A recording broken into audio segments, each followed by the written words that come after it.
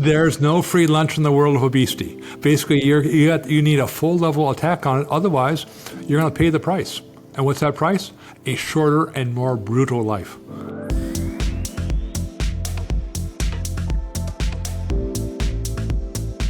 Hello, everyone, and welcome back to the Wellness Zone podcast. I'm Mary Perry, and I'm here with Dr. Barry Sears. So, Dr. Sears, this week we're going to talk about obesity and aging. So let's just dive right in. What's really the connection between obesity and aging? Well, as usual, it's complex. Now, here's one thing we can know. You don't see too many centenarians who are obese. Why? Sure. Well, because the people who are obese, they tend to die earlier. Now, why? Well, because obesity is an inflammatory condition. And basically what senescent cells are the body's of natural defense against inflammation, usually against tumor cells. So basically the more obesity you have, the more inflammation you have, and the more the body defends itself by making these senescent cells that don't die, like cancer cells.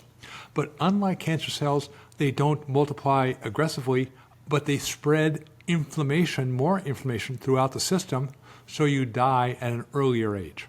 So, Dr. Sears, can we talk a little bit more about senescent cells? You had talked about this a lot during the COVID pandemic, but can you dive in a little bit more for people who it's still kind of a new topic for them?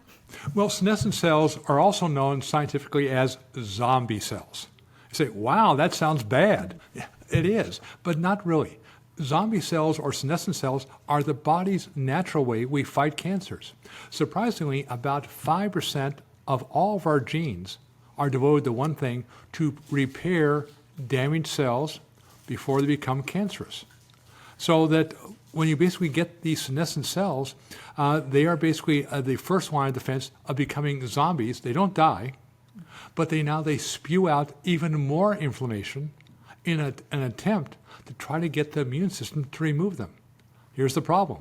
As you have more obesity, your immune system gets depressed, and now the zombie cells are not being removed, and now they can infect other nearby cells, turning them into zombie cells, and more importantly, turn other organs, because these zombie cells can spread inflammation through the bloodstream, so every organ in the body, including the brain, basically begins to accelerate aging. So what you're seeing is with the increase in body fat composition, you're seeing a rise in the senescent cells.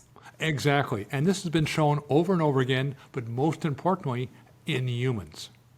And you can see this in rat studies. You can take rats and you can basically increase their body fat, and you see senescent cells increase.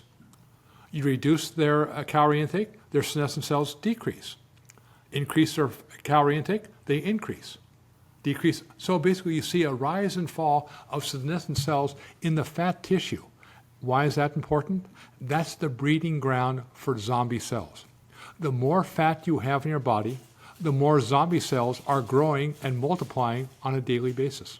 So, Dr. Sears, is the way to decrease the senescent cells not only to restrict calories, but also if you can reduce body fat, will they go back down to baseline? With time. But it's just not reducing the body fat, it's really also reducing the inflammation. Mm-hmm. And that's why you have to have a multi-pronged program to not only reduce excess body fat, but to reduce the associated inflammation that comes with that.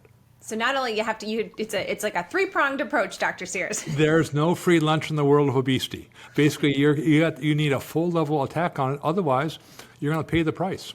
And what's that price? A shorter and more brutal life. So let's jump in a little bit. So we're talking about body fat. What is the role of some of these weight loss drugs? Do they help fight cellular senescence? Well, the answer is we don't know. Now, they should, because they cause weight loss. Now, how do they cause weight loss? They shut down hunger. And so from that standpoint, they're great drugs as long as you use them forever. Here's the problem. Weight loss drugs are not used forever, even by people who need them for treating diabetes or heart disease. Why? Because they have side effects. Now, once you stop using these weight loss drugs, then now basically what happens? The weight begins to increase, but there's two parts to weight. There's muscle mass, lean body mass, and fat. Now, when you take a weight loss drug, an injectable weight loss drug like Ozempic, about 40% of your weight loss comes from lean body mass. Things like muscle, liver, kidney, heart, brain.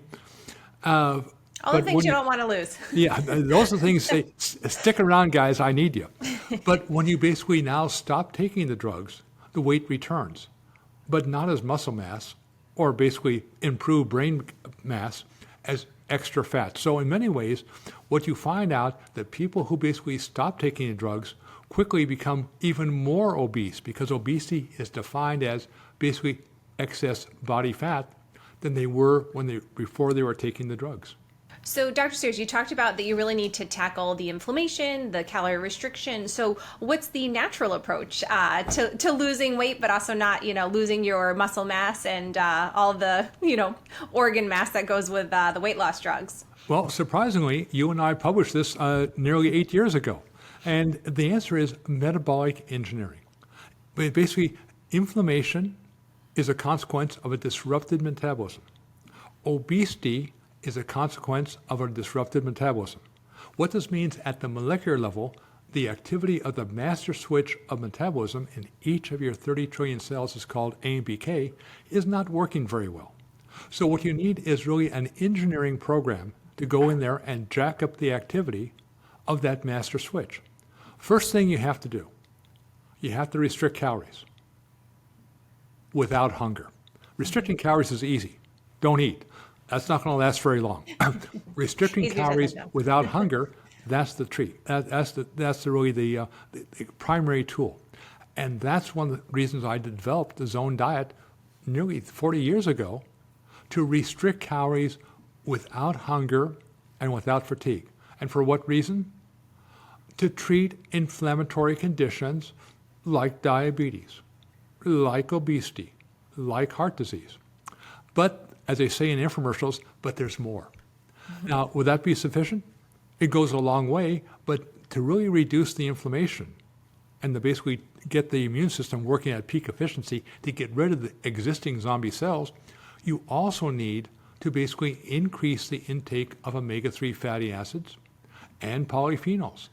These are the chemicals that give fruits and vegetables their color. And so what do you tell your patients over the years? Eat more fruits and vegetables. And the patient says, why? And you say, because they're good for you. That's not a good answer. Say, no, because they contain polyphenols that help improve the activity and efficiency of your metabolism, and that will make you live longer. And reduce body weight. Oh, well, yes, and that's the nice, and reduce the excess body fat, because that's a driver of continued inflammation. So again, we've gone from saying lose weight now, ask me how, to say, okay, what do I need to rev up my metabolism to make it work at peak efficiency? For how long? The rest of your life. That's the nice thing about metabolic engineering versus injectable weight loss drugs. There's no toxicity. But just like the weight loss drugs work, you have to follow metabolic engineering for the rest of your life, if you want to live a longer and better life. If not, eat whatever you want to. So, Dr. Sears, at the top of this podcast, you said the science of obesity and aging is complex, but also the science of metabolism is complex too. So if people want to learn more about metabolic engineering or some of the dietary products that help getting there easier, where should they go? Well, there's two sites I'd recommend. If you want to learn about the science of the zone, the science of metabolic engineering, I'd recommend going to drsears.com.